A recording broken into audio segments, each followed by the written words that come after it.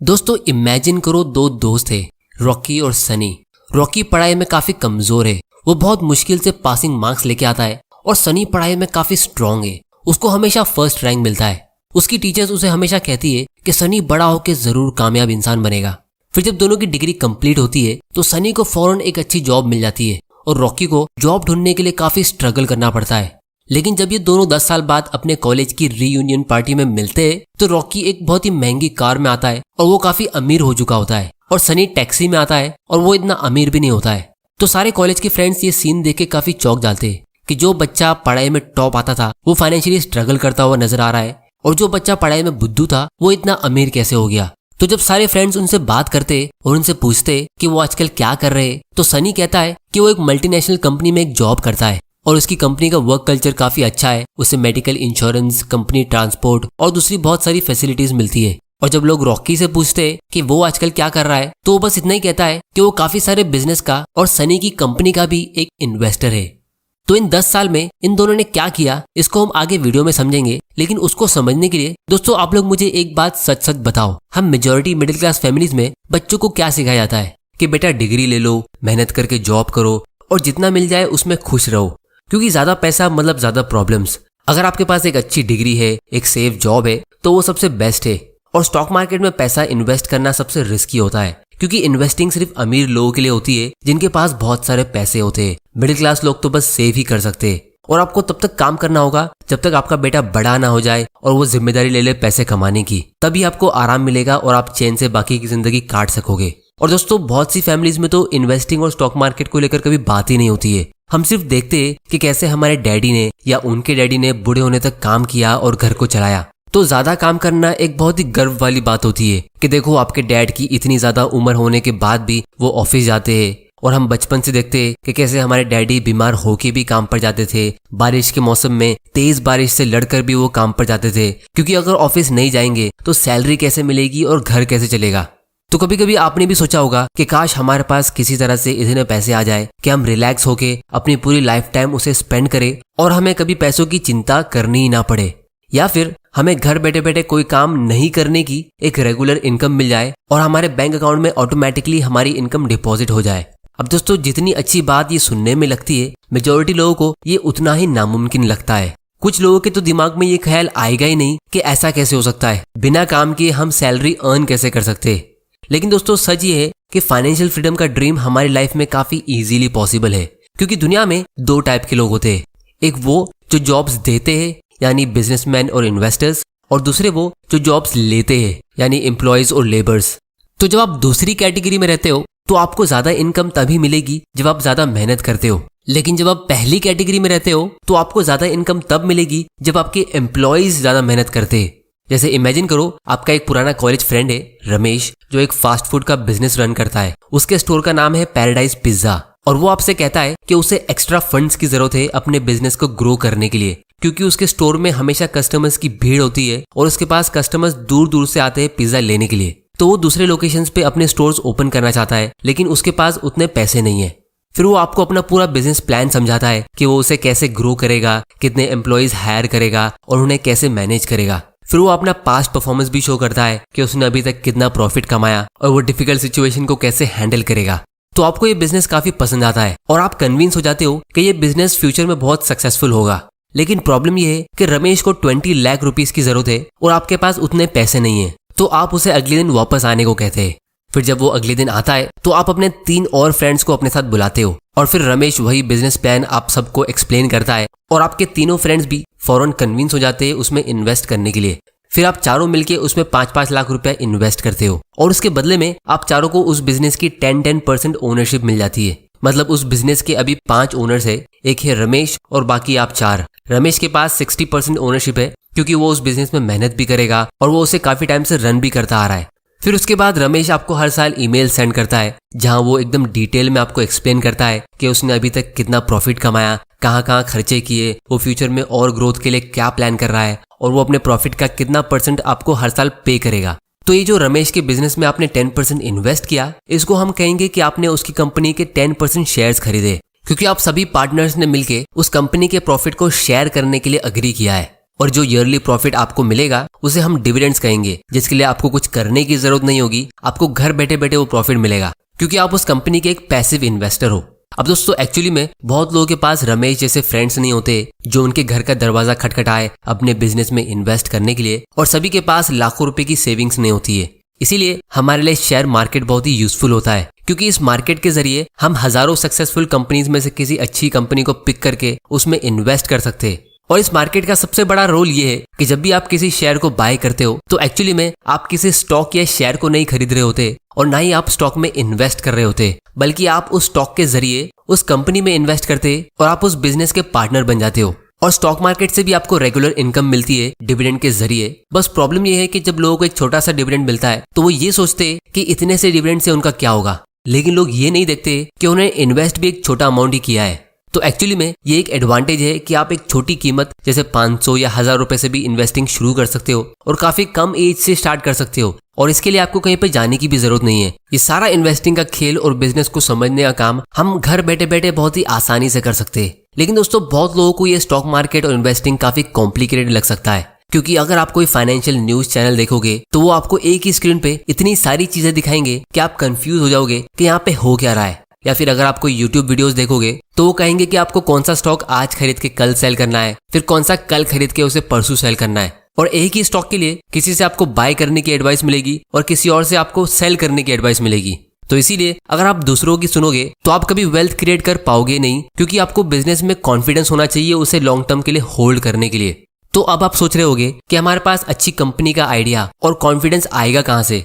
तो दोस्तों सच ही है कि हम अपने चारों तरफ से अच्छे बिजनेस से घिरे हुए होते हैं। जैसे इमेजिन करो कि आप सुबह सुबह चाय पीते पीते ये सोचते हो कि आप अपने पैसे कहाँ इन्वेस्ट करोगे, और अचानक से आप ये सोचते हो कि यार मैं टाटा टी पीता हूँ और ब्रिटानिया की बिस्किट साथ में खा रहा हूँ और ये चीज तो मैं पिछले काफी सालों से कर रहा हूँ, तो ये कंपनी में इन्वेस्ट करना कैसा होगा, क्योंकि आप इनके डेली कस्टमर हो। और जब आप इनके कस्टमर नहीं रहोगे तो सबसे पहले ये चीज आपको ही पता चलेगी। तो इस सिचुएशन में अगर आप इन कंपनीज पे रिसर्च करते हो तो ये एक अच्छा स्टार्टिंग पॉइंट होता है, क्योंकि आपका फोकस कंपनी के बिजनेस और उसके प्रोडक्ट पे, ना कि स्टॉक के प्राइस पे। अब ऐसा नहीं है कि आपको वही 2 कंपनीज में इन्वेस्ट कर लेना चाहिए, लेकिन अगर आप ऐसी किसी कंपनी में जैसे सुज़लॉन एनर्जी या DHFL के शेयर्स खरीद लेते हो ये सोच के कि इनका शेयर प्राइस ऊपर जा सकता है, तो ये एक टाइप की गैम्बलिंग हो जाती है। क्योंकि शॉर्ट टर्म में स्टॉक का प्राइस रैंडमली फ्लक्चुएट होता है, लेकिन लॉन्ग टर्म में स्टॉक का प्राइस उसके बिजनेस के परफॉर्मेंस को फॉलो करता है। और सच ही है कि बहुत ही कम लोग स्टॉक मार्केट में किसी कंपनी पे फोकस करके उसके शेयर्स बाय करते हैं, जिसका मतलब ये है कि मेजॉरिटी लोग इसमें गैम्बलिंग करते हैं और इसीलिए 99% मिडिल क्लास लोग इसमें पैसा लूज करते हैं, क्योंकि मेजॉरिटी लोग जॉब्स करते हैं जिनको बिजनेस की इतनी नॉलेज होती नहीं है। तो इसीलिए अब हम ये समझते हैं कि जब आपके दिमाग में कोई स्टॉक का आइडिया आता है या फिर आपको कहीं से स्टॉक की टिप मिलती है तो आप उसमें रिसर्च कैसे और कहाँ कर सकते हो। तो यहाँ पे बिजनेस को स्टडी करने के लिए मैं टिकर टेप यूज कर रहा हूँ, जहाँ से हम ऑलमोस्ट सारी पब्लिक कंपनीज का पब्लिक डेटा एनालाइज कर सकते हैं। इसकी लिंक आपको नीचे डिस्क्रिप्शन में मिल जाएगी, आप वहां जाके इसे चेक कर सकते हो।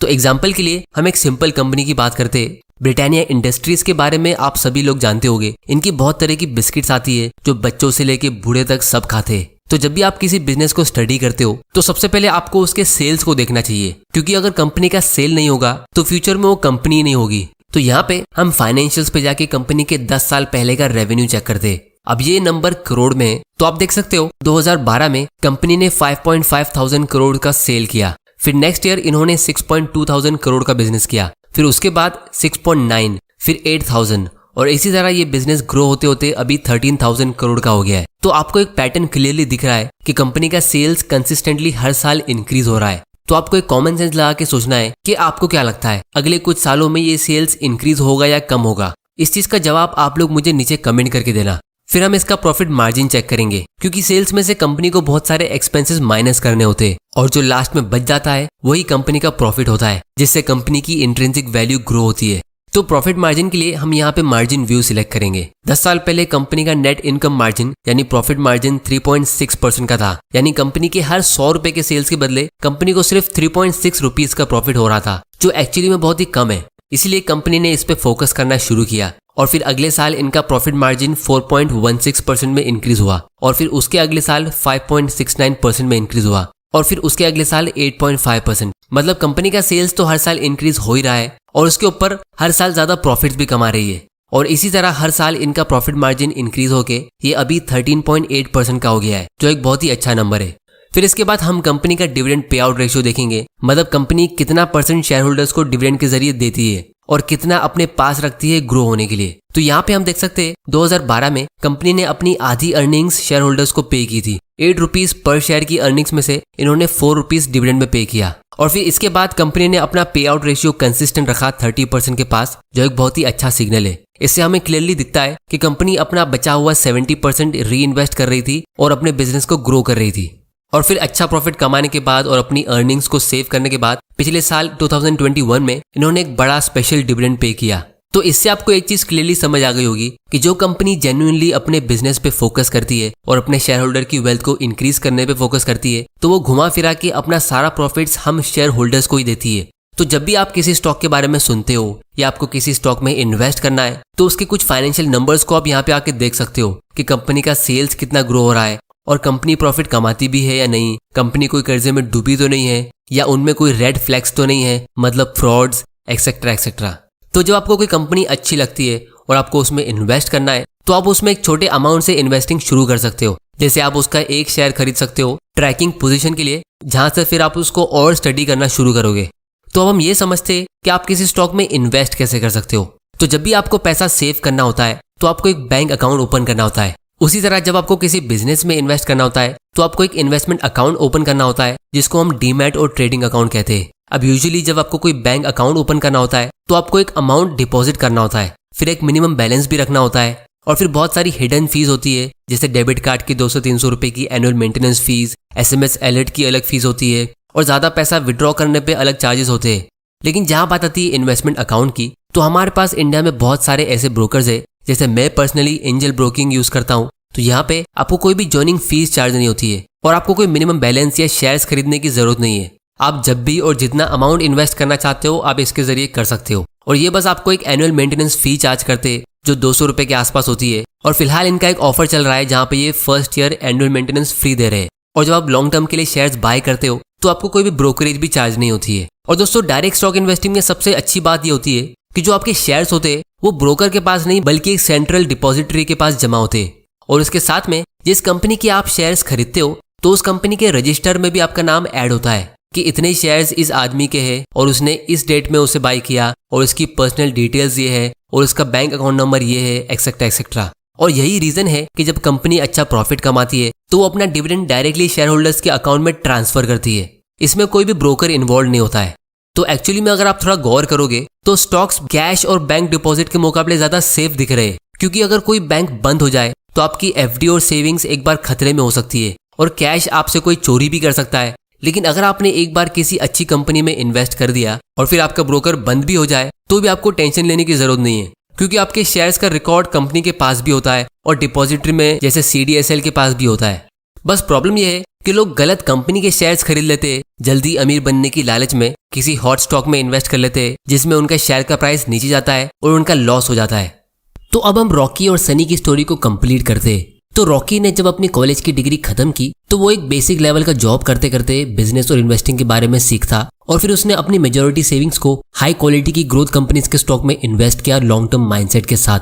और सनी ने कभी ज्यादा सेव किया ही नहीं और जितना भी थोड़ा बहुत वो सेव करता था तो वो उसे किसी सेफ गवर्नमेंट बॉन्ड या FD में इन्वेस्ट करता जो इन्फ्लेशन यानी महंगाई से भी कम रिटर्न दे रहा था, या फिर वो एंटरटेनमेंट के लिए किसी हॉट स्टॉक में इन्वेस्ट कर देता। तो सनी ने पैसा कमाया बहुत था, लेकिन वो अपने कैपिटल को ग्रो करना तो दूर उसे प्रिजर्व भी नहीं कर पाया। और दोस्तों, सबसे सैड बात यह है कि 99% इंडियंस ऐसी ही सनी जैसी अपनी लाइफ गुजार देते हैं। तो इसीलिए फाइनली मैं सिर्फ इतना ही कहूंगा कि जब आप अपना कीमती टाइम देके मेहनत करके पैसा अर्न करते हो और फिर उसको ऐसी जगह रखते हो जहां वो इन्फ्लेशन को भी बीट नहीं कर पाता है, मतलब जिस रेट से इंडिया में महंगाई बढ़ रही है यानी 7-8% के रेट से सिर्फ उतनी ही तेजी से आपका पैसा ग्रो नहीं होता है, तो ये कितनी बुरी बात है। ये तो ऐसा हो गया जैसे आपने बहुत मेहनत करके एक कंपनी स्टार्ट की और फिर आपने उसमें बहुत सारे लोगों को नौकरी दी, फिर उनसे काम कराने के बदले आप खुद और ज्यादा मेहनत करने लगे और आपने उन सारे एम्प्लॉयज को लंबी छुट्टी दे दी। और फिर अपने बुढ़ापे में जब आपको उनकी बहुत ज्यादा जरूरत होती है तो वो एम्प्लॉयज एकदम आलसी और कमजोर हो चुके होते हैं। तो इसमें गलती किसकी है?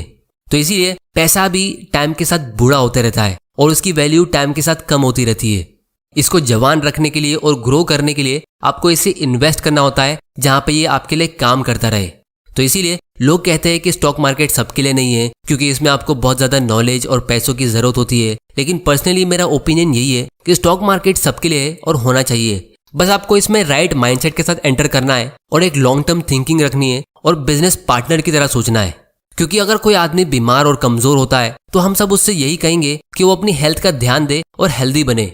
उसी तरह अगर कोई फाइनेंशियली वीक है और पुअर है तो मैं उससे यही कहूंगा कि वो इस गेम ऑफ मनी को सीखे, यानी बिजनेस और इन्वेस्टिंग को सीखे और अपने माइंडसेट को इम्प्रूव करे।